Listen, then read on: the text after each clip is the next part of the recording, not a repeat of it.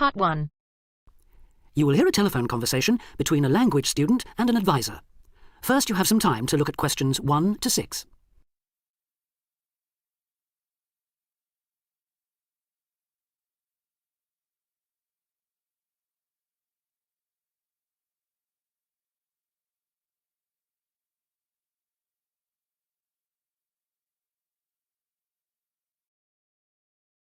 Now we shall begin. You should answer the questions as you listen because you will not hear the recording a second time. Listen carefully and answer questions 1 to 6. Homestay Language Learning, Lisa McDowell here. How can I help you? Hello, my name's Dan, Hello, Dan. and I'm going to be living with a family in Edinburgh for 3 months, so I'd like some advice on what to bring with me. I'm flying in via Singapore on the 15th. Right. Well, perhaps most important of all are your documents. Vaccination certificate, sponsor's letter, and the certifying letter from us for immigration. Yes, I've got all those in order, I think. What I'm really wondering about are money and clothes and things for my room. Personal effects, in other words. OK, let's start with cash. You'll already have money in your bank account here, of course, but make sure when you get here you have some cash on you. Pounds, that is, not euros or dollars. How much do you suggest? I'd say 50 as an absolute minimum. OK. Now, the next thing is which clothes to bring. What do you think? Well, as I'm sure you know, it can get pretty cold here, so you will need some warm clothing. There are shops near here that sell winter clothes quite cheaply, so you really don't need to bring much. Do make sure, though, that you have at least one thick sweater and a jacket with you when you arrive here. The temperature's likely to be a lot lower than in Singapore. Thanks for the warning. Now, something else I'm not sure about is whether to bring my computer. It's a laptop, so it won't take up much room. 2 problems. Firstly, it might not be compatible with the electricity supply in this country. And secondly, there's a risk of it getting broken in transit. Someone travelling here had hers smashed only last month. But surely I can carry it as hand luggage. Usually, yes, but because of all the tight security right now, you may have to check it in. So my advice is to leave yours at home. OK, I think I will. Is there anything else you'd advise against bringing? Well, you won't need household or cooking things. They'll all be provided. And importing food, of course, isn't allowed by customs, though I imagine you already knew that. Well, yes. But there are 1 or 2 things I'd suggest you find room for in your suitcase. Yes? Perhaps a few of your favourite cassettes or compact discs. Of course, you might be able to find them in the shops here, but then again, you might not. That's a good idea. Anything else? Yes, some photographs of people and places that are special to you could be nice. They can really make your room feel like home. It's just a thought. I'll see if I've got a few good ones. Before you hear the rest of the conversation, you have some time to look at questions 7 to 10.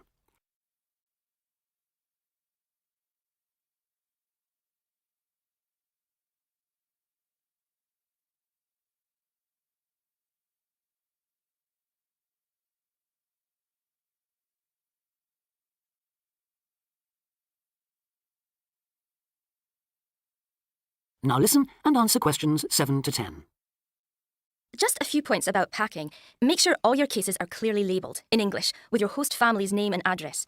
Just in case they go missing on the way. It has been known to happen. What name do I write, by the way? It's Wark. Lewis and Amy Wark. So that's W-A-L-K? It's actually W-A-R-K. But we'll be posting full details to you later this week. Right, fine. And I'd better put some essentials in my hand luggage, enough for a night or two in case, as you say, anything happens to my main cases. Yes, I'd recommend a change of t-shirt and socks and so on, plus any medication you may need, and a toothbrush, of course. And my tights. Your tights? Yes, for the fly. Wearing them helps prevent deep vein thrombosis when you're flying long distances, not getting any exercise. Oh yes, I've heard about that. Now, talking about exercise, there's one last thing. When you've packed your baggage, check you can carry it, all of it, at least 500 metres without any help. You may have to do that. OK.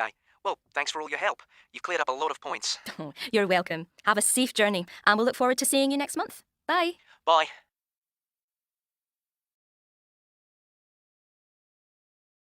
That is the end of part 1. You now have half a minute to check your answers.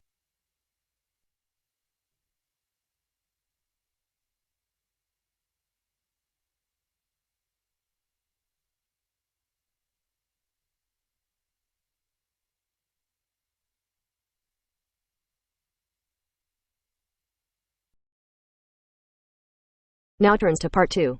Part 2. You are going to hear an orientation talk. First, you have some time to look at questions 11 to 15.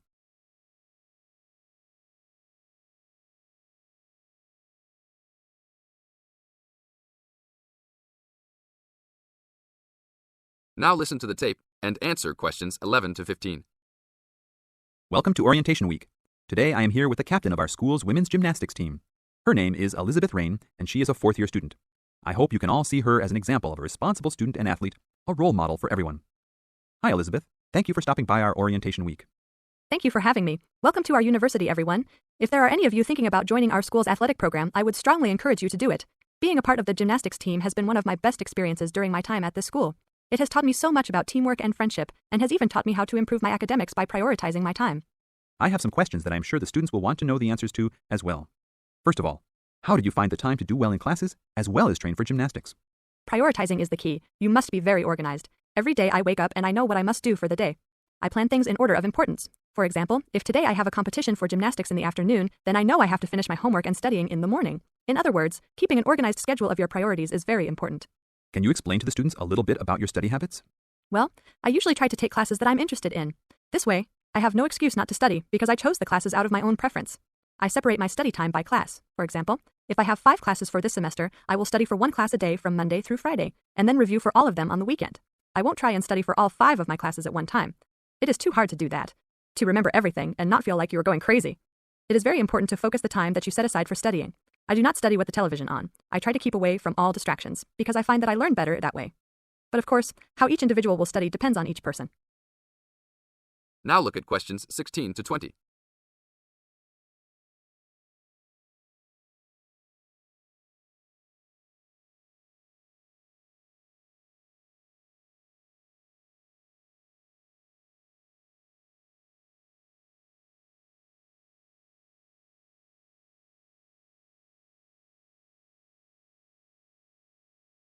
Now listen to the tape and answer questions 16 to 20. That sounds like good advice. Let's talk a little bit about your gymnastics career. How long have you been doing this sport for, and what has been the best moment of your college participation? Well, I've been participating in gymnastics since I was a kid. My parents got me involved in the sport.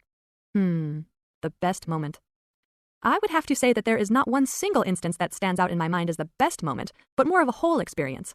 My first year in university was definitely one of the best years of my life. I met my best friends that year and really learned to grow up and be independent. Our team went to the national championships that year, and it was an incredible experience, so I would count the whole year as my best experience in college. How about the worst moment?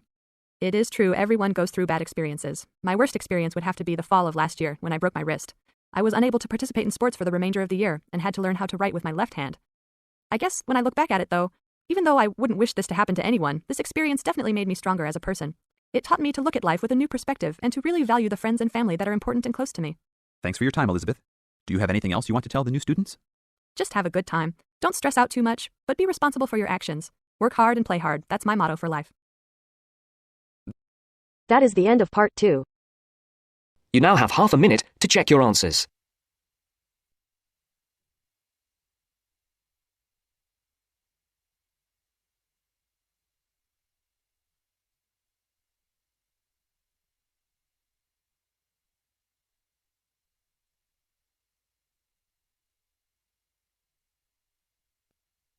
Now turns to part 3. Part 3. Richard Murray, a zoologist and popular TV personality, has been giving a talk on endangered species of wildlife to members of the Young Conservationists Association in a small town in the south of England.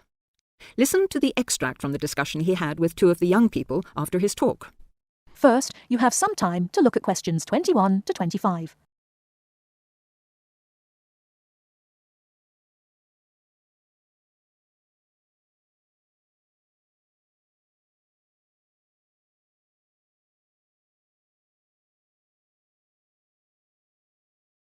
Now, listen carefully and answer questions 21 to 25. What would you say, Mr. Murray, are the main reasons that so much of our wildlife will have died out by the end of the next few decades? Well, Tony, we can't of course rule out the effect of urbanisation due to the spread of population. But apart from that, I believe there are 2 reasons which, in a way, are like the opposite ends of a piece of string. If you tie a knot in that piece of string, you end up with a circle, and whichever way you go round, it's going to turn out to be the same. I don't think I quite get that, Mr. Murray. Well, let's put it another way. It's rather like a film. You've got the good guys and the bad guys. They're pulling in opposite directions, but when it comes to the final showdown, it's hard to make out which is which. What are your 2 reasons, Mr. Murray? I call them greed and caring. Greed and caring? Yes, I know they don't seem to have much to do with one another, but think about it. The motive of greed is pretty obvious. In the course of the next few months, thousands of baby seals will be bludgeoned to death before they're even weaned from their mothers. What for? For the sale of their skins at inflated prices to please the vanity of a few and line the pockets of the killers. Crocodiles will be slaughtered to provide shoes and handbags for the rich. Gorillas, tigers, leopards and rhinos will be hunted for senseless sport or poached in defiance of regulations. Their skins, their horns, and their magnificent heads will be used as trophies to decorate someone's living room floor or walls. That's terrible. Yes, but it's not all. The whale, probably the most impressive and certainly one of the most intelligent sea mammals in creation, will be cruelly hunted and harpooned to make more money for the profiteers. The dolphin, the sailor's friend, will be indiscriminately battered to death at so much a head on the grounds that it is taking away the livelihood of a few fishermen by consuming the fish in its natural habitat. But surely, Mr. Murray, we do have to keep warm. We need whale oil and ambergris. Fishermen have to make a living. Part of what you say is true, of course, Tony, but we shall have to enforce far stricter controls if future generations are not to find themselves in a world devoid of wildlife as we know it. Well, I see what you mean about fur coats and crocodile handbags, Mr. Murray, but I don't understand what you mean by caring. That can't be bad, surely. I mean, I thought we were supposed to be living in a caring society. Well, so we do, in a way. The trouble is, there are so many well-intentioned people who start out with the best possible motives of trying to protect or immunize us from this, that, or the other in the most effective way, at the quickest possible rate. But in their enthusiasm, they lose sight of the long-term consequences. It's only very gradually that the danger to other forms of life, including humans, comes out. Not to say leaks out, and by that time it'll probably be too late to do much about it. Take insecticides, for instance. But Before you hear the rest of the talk, you have some time to look at questions 26 to 30.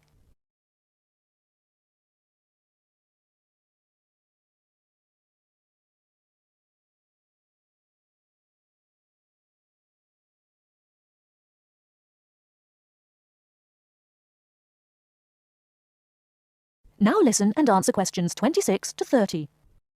But insecticides protect crops from pests. They destroy disease-carrying mites and creepy crawlies like cockroaches. True, but nature has a way of developing her own immunity against insecticides and other pest controls, with the result that the biologists are driven to inventing stronger and stronger compounds, which, though they may annihilate the pest, nevertheless permeate the environment, are assimilated by plant and animal life, and become absorbed by the soil. Countless innocent creatures, the beaver or the mole, for example, are performing a useful task in the natural control. The alarming prospect is that as these poisons enter the foods we eat, and consequently our own systems, they'll find their way into the body of the pregnant mother and into her milk, offering incalculable risks to the unborn or newly born infant. In spite of all our technological expertise, our time is running out. We're virtually destroying ourselves. That is the end of part 3. You now have half a minute to check your answers.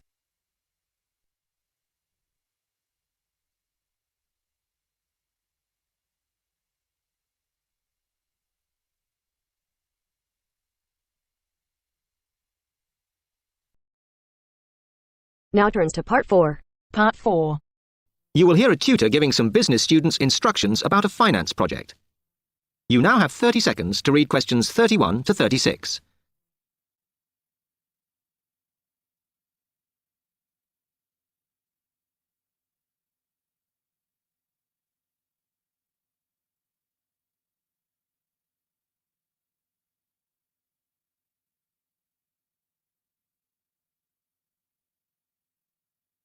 OK, can you quieten down, please? Now, today, I'm going to talk to you about your assignment. We've been studying the effects of the exchange rate, so I'm going to give you a project to do on this. Right, can you make some notes while I'm talking? The first thing that I'd like you to do in order to prepare this is to select where you're interested in. I mean, which country, and therefore which currency you're going to be operating in. OK, now, the purpose of the project is to make money, and I'm hoping some of you will make a significant amount. So, I want you to suppose that you have £100 that you will have to invest purely in the rises and falls of the exchange system. In other words, you'll be trying to predict rates. This is a project that you'll be doing together, but before you work together, you'll have to go off and research what you need to know about the economy of that country and how well it's doing or is expected to do in the near future.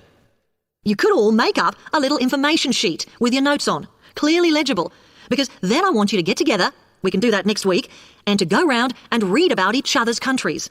When you see how well or badly each country is doing, I want you to decide what your exchange rate is going to be against all the other currencies. After that is all sorted, what you're going to do is go round the other students and attempt to sell your money to the others.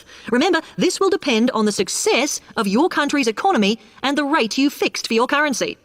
Now, you're not allowed to just swap currencies with each other, but you may wish to buy from the other countries. But you must do a proper transaction.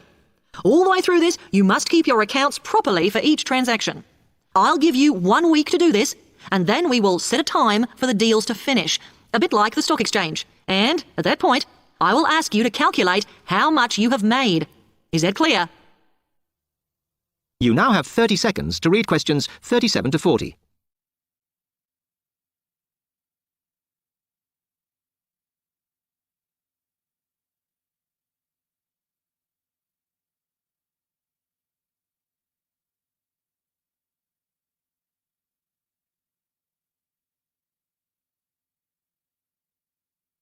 Okay, now before you begin that, there are a few things I want you to read up on to prepare. You need to look at the economies of the UK's main trading partners. I don't mean all of them, because that would be over 80, but just the 29 principal ones. There are summaries in the last 3 books on the book list I've given you. And so that you can practice applying the criteria on assessment I gave you, I'd then like you to focus just on one sector across all the countries. The most common one across every country is farming. But as much agricultural produce is for domestic consumption, I'd like you to look at manufacturing. Then I would like you to do a detailed investigation of one particular aspect. I was going to give you a choice, but I think as we've just started the course, it's better if we all look at the same thing, and then we can discuss it in the seminars. So the thing I'd like you all to look at is fluctuations in import prices. Now, you need to do all that before you start the project, as it will help you assess the economies of the countries you'll be representing in the project. Don't worry, you've got plenty of time. Exam week is December the 8th. Then it's the holidays until January the 6th, so I don't need the project in till February the 5th. Is that okay? Now, any questions on this? Because That is the end of part 4. You now have half a minute to check your answers.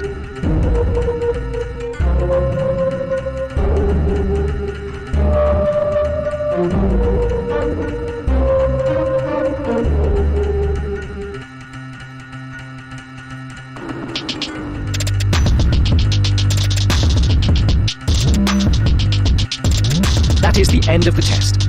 You now have 10 minutes to transfer your answers to your IELTS Listening answer sheet.